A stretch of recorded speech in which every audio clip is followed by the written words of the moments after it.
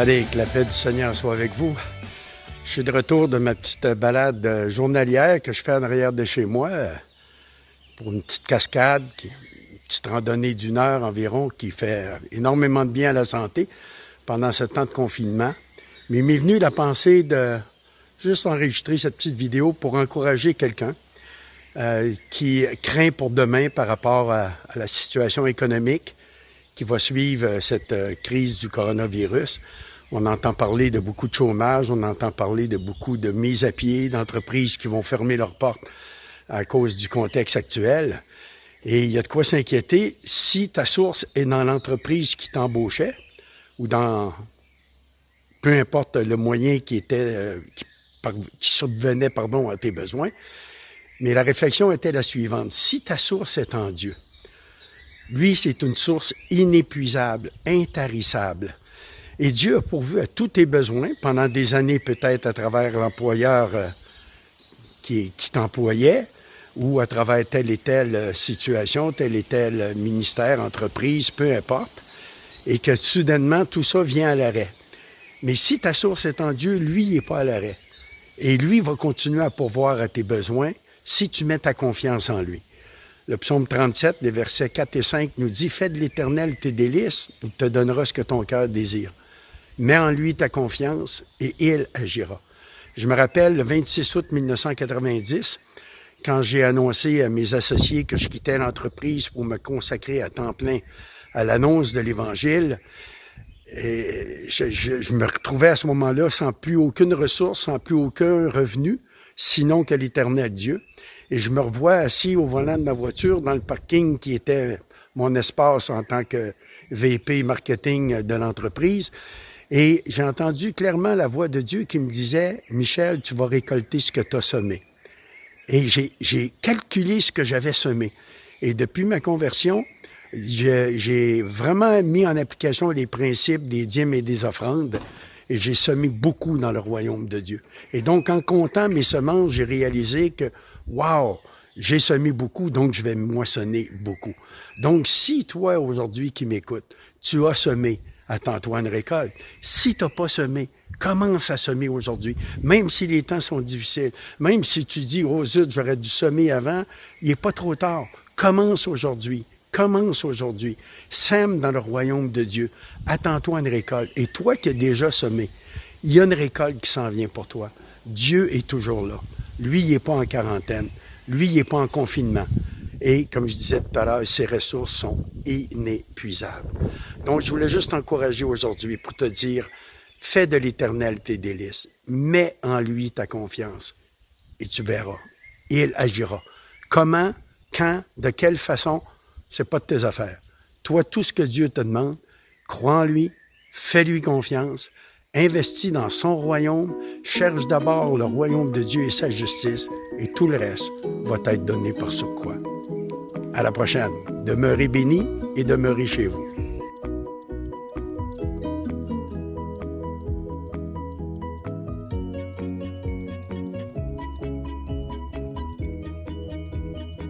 Et ben voilà. Comme vous, Michel et moi sommes confinés. Mais dans un endroit magnifique, on est à Roussy, dans un petit village. On a des grands espaces de vie. Ici, je suis dans la chapelle. Mais actuellement, tout est à l'arrêt. Tout est un peu vide. Il y a des grandes pièces, des belles chambres, il y a des cuisines, des petits salons.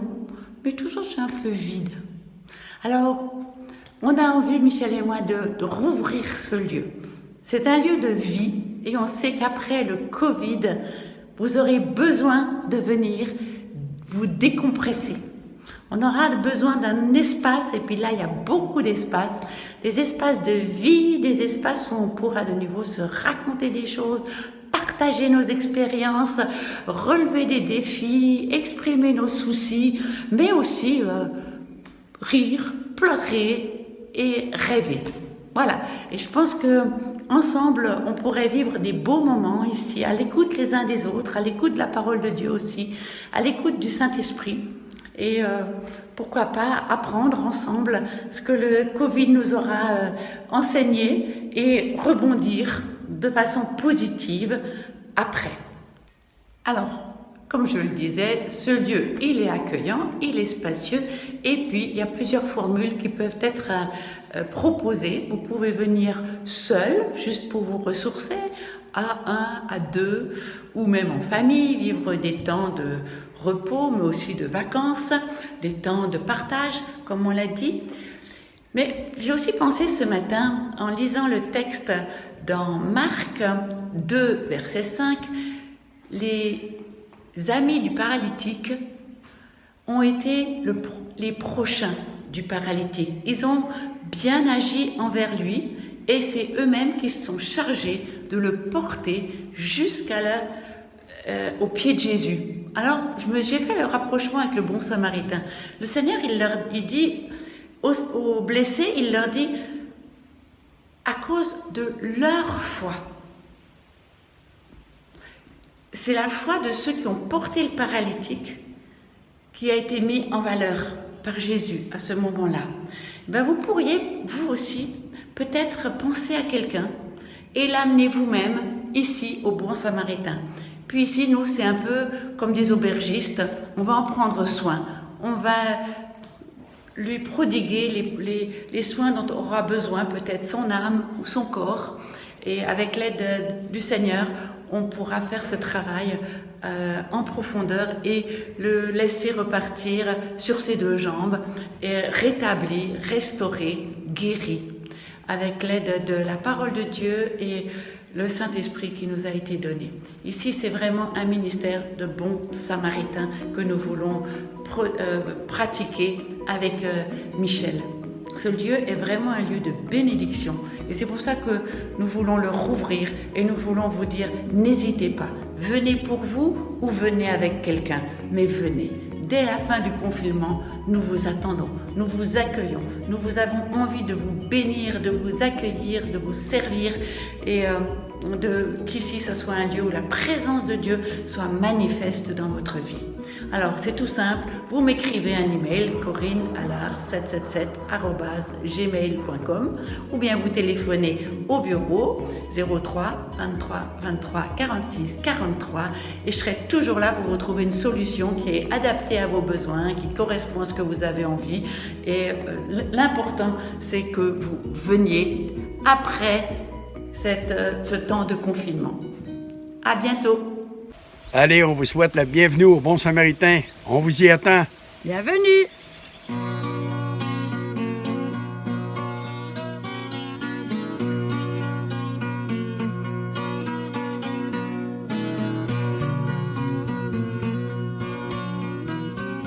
Bonjour les amis. Le 11 mai 2020 sera le jour du déconfinement en France. Des 11 mai, il y en a eu plein dans l'histoire. Des 11 mai négatifs, des 11 mai positifs. Par exemple, le 11 mai 2011, un séisme de magnitude 5 a ébranlé la ville de Lorca en Espagne. Les 11 mai 1970 et 11 mai 1953, des tornades ont détruit des villes texanes aux États-Unis. Élément positif, le 11 mai 1949, Israël, renaissant de ses ruines, devient membre des Nations Unies.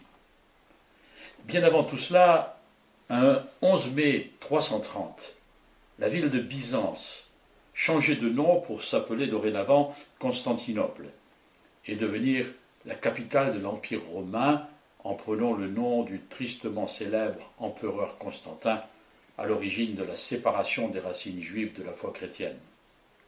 Alors, des pandémies, des tremblements de terre, des hommes qui veulent s'élever à la place du Créateur, ça ne m'étonne pas vraiment. Dans le Jardin d'Éden, au chapitre 3 et au verset 5 de la Genèse, un serpent a glissé dans l'oreille de nos parents « Vous serez comme des dieux ». En hébreu, qui est Elohim. Les lettres hébraïques que vous découvrez ont des valeurs numériques.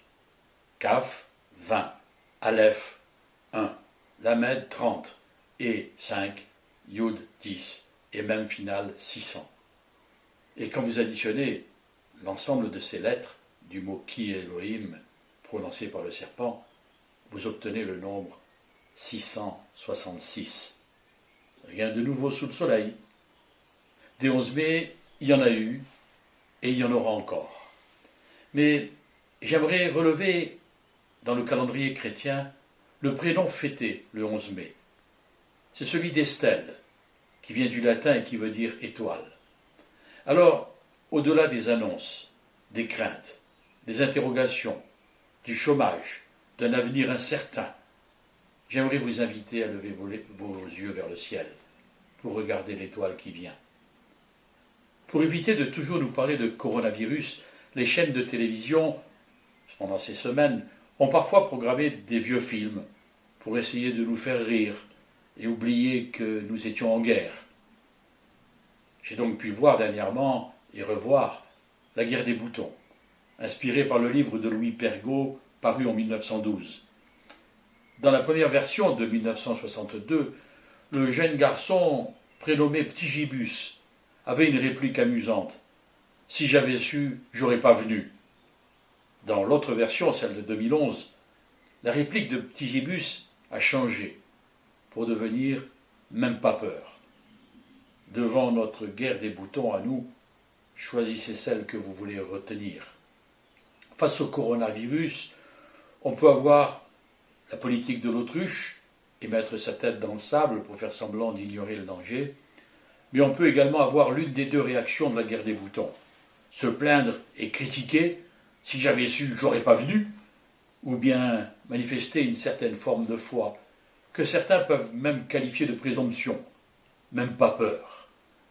Quand actuellement on regarde les médias pour s'informer, on est pris par une valse de contre-vérités, pour ne pas parler de mensonges ou de complot mondial et de nouvelles alarmantes. Alors oui, je m'inquiète, et c'est tout à fait naturel. Je m'inquiète sur la fragilité de ceux qui nous dirigent, et je ne voudrais surtout pas être à leur place. Je les plains même. Je m'inquiète sur l'attitude de mes contemporains qui remplissent leurs étagères de pâtes alimentaires et de papier WC en oubliant leurs voisins de palier. Je m'inquiète sur l'équilibre entre l'économie et la santé. Et en face de tout cela, je ne cherche pas forcément à présenter ma foi comme bouclier, car le Seigneur fait pleuvoir sur les bons et les méchants sans distinguo, nous dit la Bible.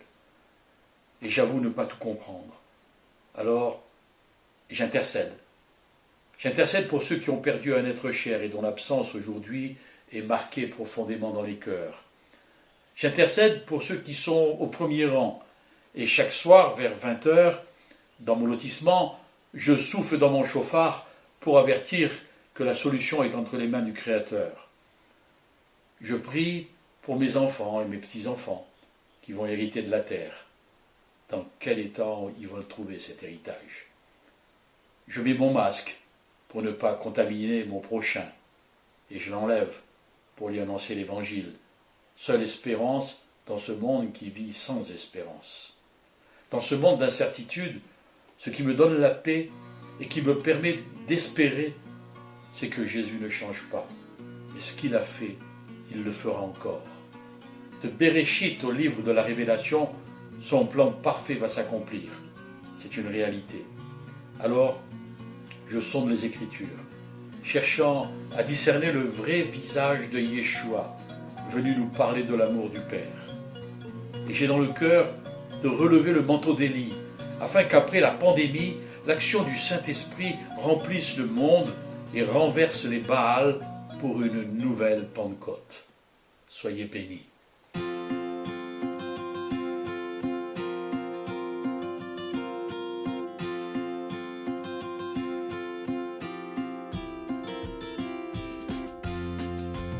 Je pense à cette petite bébête invisible et qui, tel un monstre, est en train de coloniser la planète et de faire peur à tout le monde.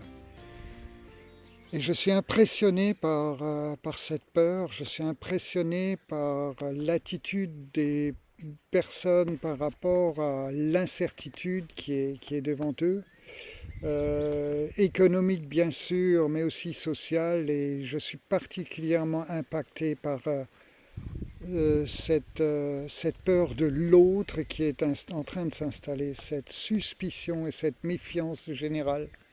Quand on parle de distanciation sociale, on a l'impression qu'on nous dit « attention, l'autre est dangereux et vous pouvez mourir en vous approchant de l'autre ».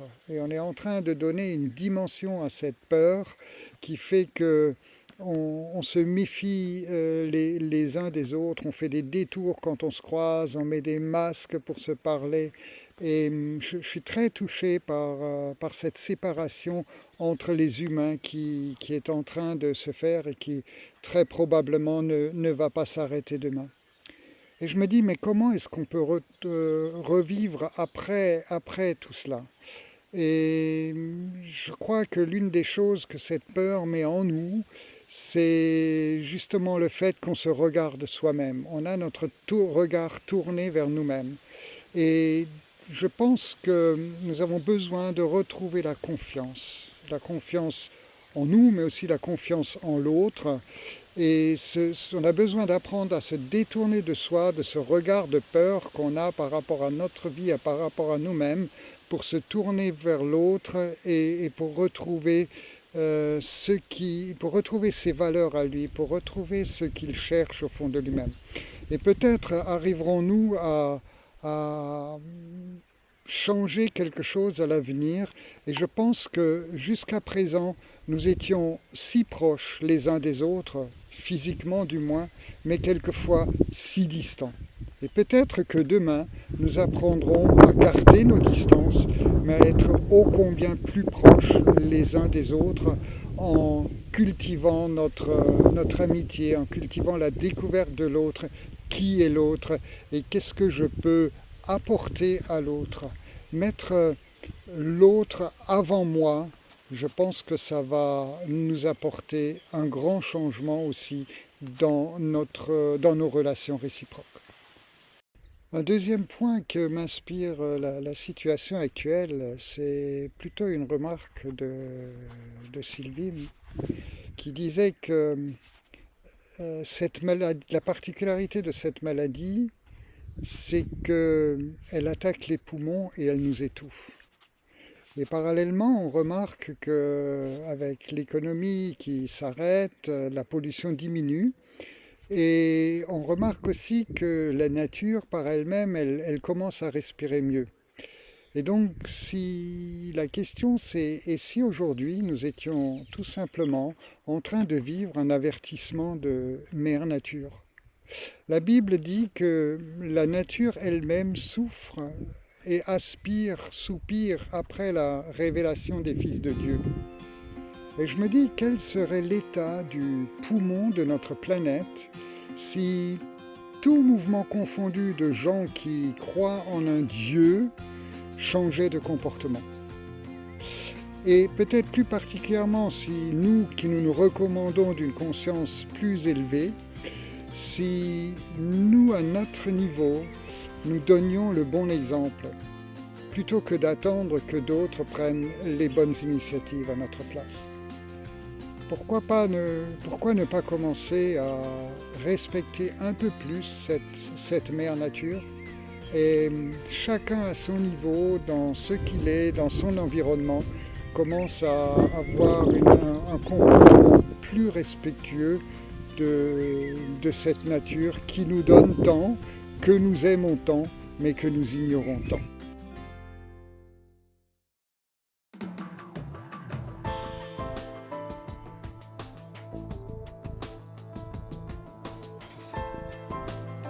Chacune, en tout cas très heureux de pouvoir participer dans le cadre du Manteau Daily. Ce qui est essentiel, ce qui est, je dirais pour moi important dans le cadre de ce confinement, empiriquement et scientifiquement, on sait qu'un individu ne peut pas rester seul, ça a été prouvé scientifiquement. Maintenant, effectivement, même Adam ne pouvait pas se retrouver seul et confiné. Et je pense que c'est la nature de l'homme en tout cas. Et ce vide, il faut le combler, mais pas par n'importe quel, plaisir. D'ailleurs, Pascal nous dit que il y a un vide dans le cœur de l'homme, il faut de l'agréable et du réel, mais il faut que cet agréable soit tiré du vrai. Et le vrai, en tout cas, vient de la parole. Et dans cette période de confinement, je me pose réellement cette question, si le Fils de l'homme revient, trouvera-t-il la foi ?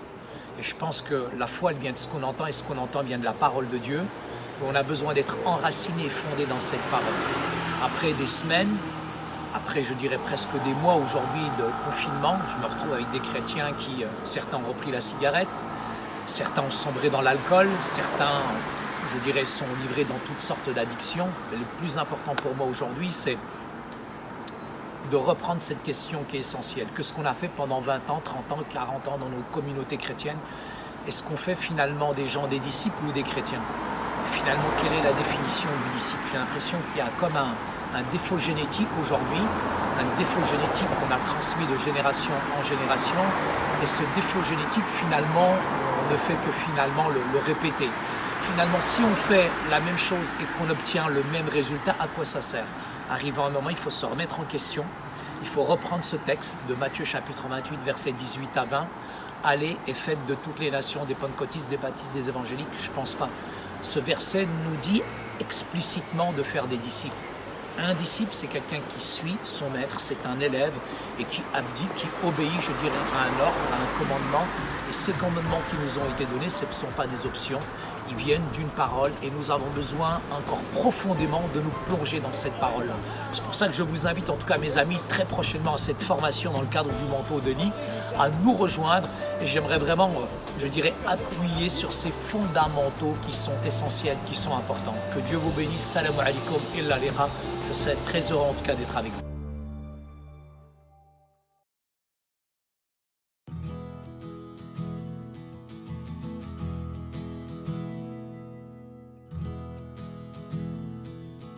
Chers amis, bonjour et bienvenue sur ce partage du collectif. Et j'espère de tout mon cœur qu'il va porter du fruit dans votre vie. Et pour introduire ce temps, je ne sais pas ce que mes amis ont posté, je ne sais pas ce qu'ils ont fait comme vidéo, et j'espère de tout mon cœur que ça ne va pas être redondant. Mais la pensée que j'ai sur le cœur et que j'ai depuis déjà le début du confinement, j'aimerais vous la partager avec vous. Et pour introduire ce temps, j'aimerais vous poser une question toute simple, c'est comment allez-vous? Doucement, doucement, doucement. Là j'entends déjà toutes les réponses en même temps, et je vous demande de prendre du temps pour répondre à cette question. C'est tellement important que nous puissions tirer les bénéfices de tout ce temps que nous avons passé en confinement. On voit la fin qui approche et j'aimerais vraiment que vous vous arrêtiez un moment, un instant, pour pouvoir méditer sur cette pensée. Comment allez-vous? Et là, j'entends des réponses déjà toutes faites par l'intelligence chrétienne, très bien, très posée, très séante. Oui, ça va bien, par la grâce de Dieu, tout va bien. Avec le Seigneur, tout va bien. Ça, c'est, comme je viens de le dire, ça, c'est des réponses faites par l'intelligence chrétienne. Et moi, je ne veux pas m'adresser à cette intelligence chrétienne, je voudrais m'adresser à votre cœur. Moi, je veux m'adresser au cœur du chrétien, pas à son intelligence, à votre cœur. J'aimerais que vous regardiez dans votre cœur et que vous puissiez être franc avec vous-même, faire cet examen de conscience de ce que vous avez vécu durant ce temps de confinement. On a tous vécu des choses parce que on est tous différents et on a connu une vie après le confinement. Et certainement que le Seigneur permet que dans ce temps de confinement, il puisse mettre en lumière des points que nous avons besoin de changer. Il y a un verset dans la parole que j'avais depuis le début de ce confinement, et c'était cette pensée que j'avais, c'est dans le psaume 139, au verset 23, qui dit « Sonde-moi, ô Dieu, et connais mon cœur, éprouve-moi et connais mes pensées. Regarde si je suis sur une mauvaise voie, et conduis-moi sur la voie de l'éternité. » Dans une autre version, dans la version Chouraki, j'aime beaucoup le terme qu'il emploie. Quand il est dit « connais mon cœur », il dit « pénètre mon cœur ». Éprouve-moi et pénètre mes pensées. C'est-à-dire que c'est quelque chose qui est beaucoup plus profond. On laisse Dieu venir, on l'invite à venir dans notre cœur pour qu'il puisse... excusez-moi pour les petits sons autour, pour qu'il puisse venir regarder à l'intérieur de nos cœurs, mais pas seulement pour regarder, pour que nous puissions avoir dans notre miroir, eh bien, qui nous sommes véritablement. Et on a été en contact avec plusieurs personnes et on l'a vu au travers des vidéos, mais également au travers des coups de téléphone que nous avons reçus, où les personnes sont malmenées dans ce confinement. Beaucoup sont malmenés parce que ça met en lumière des des émotions, des traits de caractère que l'on pensait peut-être oubliés, que l'on pensait guéris et qui reprennent naissance. Et pour ma part, le Seigneur m'a montré des choses. Et le fait de les voir, c'est déjà une bonne chose. C'est bien. Mais les accepter, c'est différent. C'est beaucoup plus compliqué que d'accepter le fait qu'on ait encore des choses à guérir, que l'on ait encore des choses à transformer, qu'il y a encore des domaines dans notre vie que l'on pensait acquis, mais qui peut-être ont été enterrés, et que là, le Seigneur remet en lumière, que le Saint-Esprit remet en lumière et qui dit, écoute, regarde, tu vois, je voudrais travailler sur ce point-là, sur ce point de ta vie.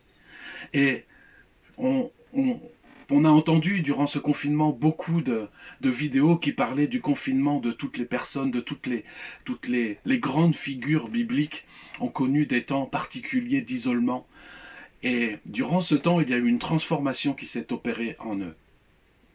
Mes amis, quel dommage ce serait qu'à la fin de ce confinement, que l'on reparte sur les mêmes bases qui étaient les nôtres avant ce confinement.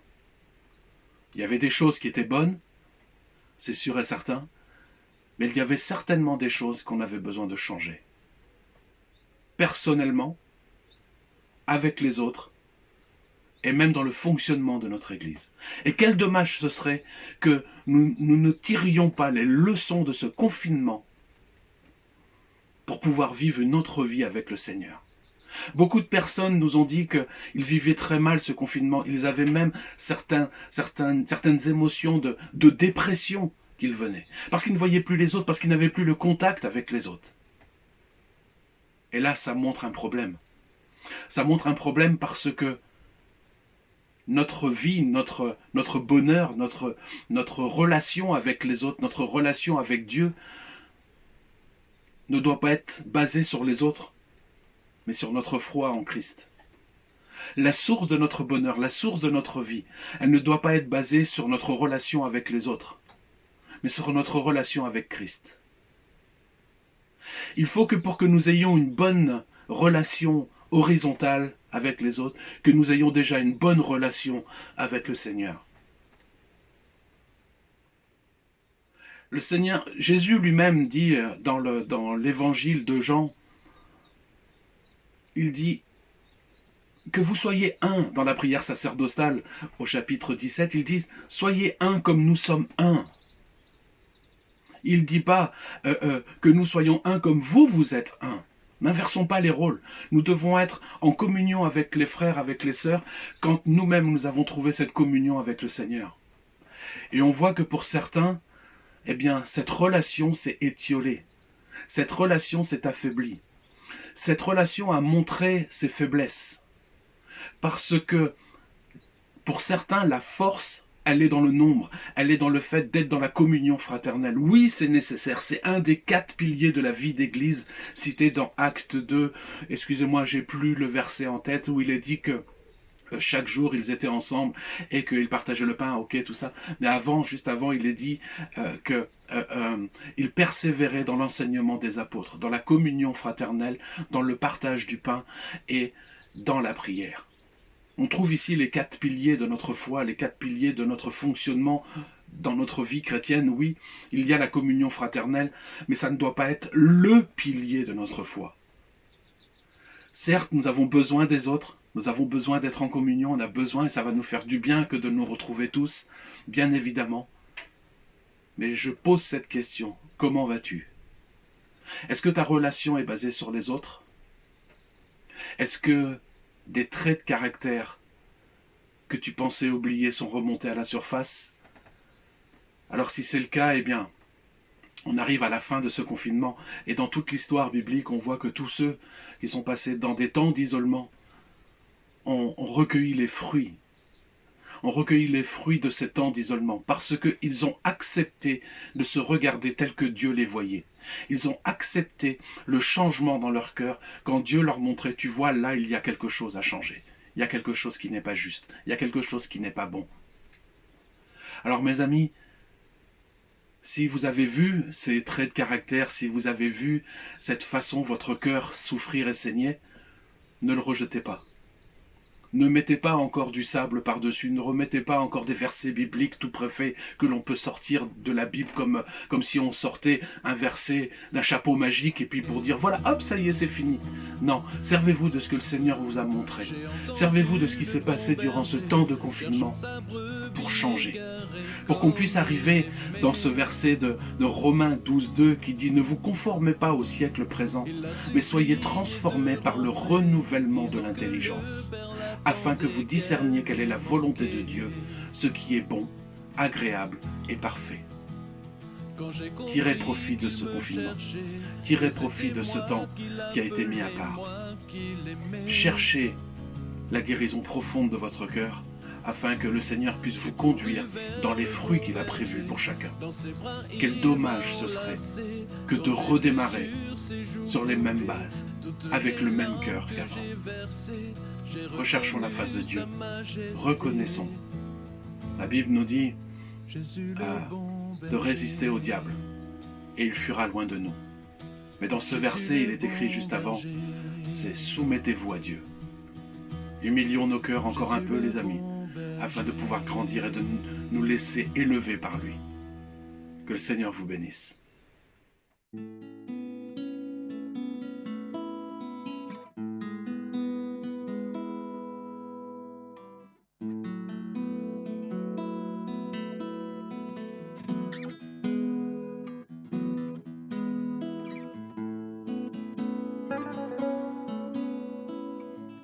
Bonjour. La Bible nous dit qu'il faut discerner le temps. Quand je regarde autour de moi, je vois comment le jardin, il s'exprime de toutes les couleurs parce que c'est presque la fin de printemps et on va arriver bientôt à l'été. Mais quelle année extraordinaire, quel temps particulier. On peut aussi discerner le temps spirituellement et on doit se demander, poser des questions et de dire Dieu, qu'est-ce que tu fais là? Qu'est-ce qui se passe à ce moment? Comment je dois me positionner? Comment je peux être efficace dans le royaume de Dieu en étant même confiné à la maison? Comment je peux être à l'écoute davantage de ton esprit? Seigneur, remplis-moi de ta présence. J'aimerais vous exhorter ce matin que de passer du temps avec le Seigneur, de trouver un moyen de se mettre un peu à part, même si on a la famille à la maison, même si on est peut-être dans un lieu un peu petit où on habite, ou si on a un jardin, de trouver un petit coin dans le jardin et de passer du temps dans la présence de Dieu. Pas de lui demander mais pourquoi ci et pourquoi ça et il faut que j'ai des réponses, mais juste de chercher sa face. Juste de demander à Dieu, Seigneur, je veux être encore plus près de toi. Révèle-toi à moi. Et vous verrez que le Saint-Esprit va venir, il va vous visiter et vous allez être remplis de Dieu. Dans l'Éphésiens, l'apôtre Paul, il fait une prière. Et il prie que chacun de vous soyez fortifié dans votre être intérieur, en sorte que Christ habite dans vos cœurs par la foi. Si on a Christ à l'intérieur de nous, nous avons cette paix extraordinaire qui vient qu'avec cette connaissance de la personne de Jésus-Christ. Et je crois que dans ce temps, plus que jamais, ce monde est à la recherche des personnes qui peuvent représenter cette paix, cet amour qui vient que de Dieu. Merci Seigneur pour ta présence. Merci Saint-Esprit parce que tu nous enseignes de maintes manières comment connaître qui est Dieu. Je prie pour chacun de vous que vous puissiez vraiment comprendre cet amour de Dieu qui surpasse toute connaissance et qu'à la fin de ce confinement, vous allez sortir d'ici en étant apaisé, plus sûr de vous, de votre identité en Christ, de qui il est en vous et de pouvoir donner des réponses à d'autres qui cherchent des signes de temps et de comprendre ce qui se passe. Je vous souhaite vraiment bonne continuation et soyez attentifs parce que Dieu veut nous parler.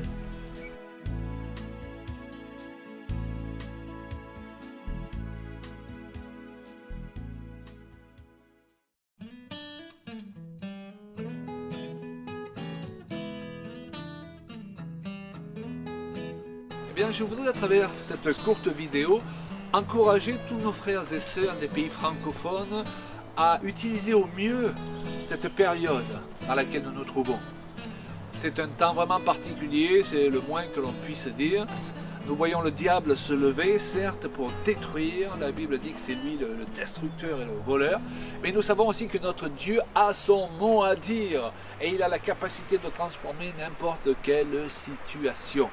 Donc nous pouvons avoir deux niveaux de lecture vis-à-vis de ce qui se passe actuellement. Donc l'adversaire se lève pour détruire. Et en tant que chrétiens, nous ne devons pas avoir cette attitude un peu condescendante, nous on est au-dessus de ça, alléluia, tout est en contrôle, et pire, c'est le jugement de Dieu. Nous devons avoir compassion de ce monde qui souffre. Et lorsque Jésus parle du Saint-Esprit, il utilise ce mot paraclet qui est traduit généralement par consolateur. Mais ce mot a plusieurs sens, et un de ces sens, c'est que c'est celui qui se tient avec nous contre l'adversité. Et si nous sommes animés par ce même esprit, nous allons désirer nous tenir à côté, aux côtés de ceux qui souffrent, aux côtés de ce monde contre l'adversité, prier pour lui, intercéder pour lui, et même, je dirais, par notre attitude, retarder les plaies apocalyptiques qui, de toute façon, nous le croyons, je ne suis pas en train de le nier maintenant, vont se répandre sur le monde. Et la deuxième lecture, c'est que notre Dieu, il est expert à transformer les malédictions en bénédictions. C'est-à-dire qu'il peut prendre n'importe quelle situation, si nous lui permettons de le faire, et la retourner pour qu'elle concourt au bien de ceux qui l'aiment et à sa gloire. Et dans ces temps, nous devons donc les utiliser ce temps pour ajuster, réajuster éventuellement ce que le Saint-Esprit nous montre qui devrait l'être en tant qu'individu, en tant que couple, en tant qu'Église, en tant que ministère, et dont nous ne voulons pas ressortir les mêmes de ce temps de confinement. Nous voulons ressortir meilleurs, nous voulons ressortir remplis de plus d'autorité. Et c'est pour cela que nous avons besoin aussi de travailler avec d'autres. Le collectif de ministères itinérants, ce sont des hommes et des femmes qui servent Dieu, qui sont différents, qui servent le Seigneur d'une manière différente, ils ont des appels différents, des personnalités différentes, mais c'est dans la différence qu'on peut engendrer la complémentarité. Et donc nous croyons que Dieu appelle des équipes de plus en plus à se lever pour être complémentaires, afin qu'il y ait une multiplication de l'onction, car il y a ce principe biblique que 1 en chasse 1000 et 2 n'en chasse pas 2000 comme le voudrait une certaine logique, mais en chasse 10 000. Donc nous voulons vous faire savoir aussi, chers amis, que le collectif de ministères itinérants, Claude et Julia Payan aussi, se tiennent à vos côtés contre l'adversité. Et nous prions vraiment pour que cette situation soit retournée pour votre bien et à la gloire de Dieu.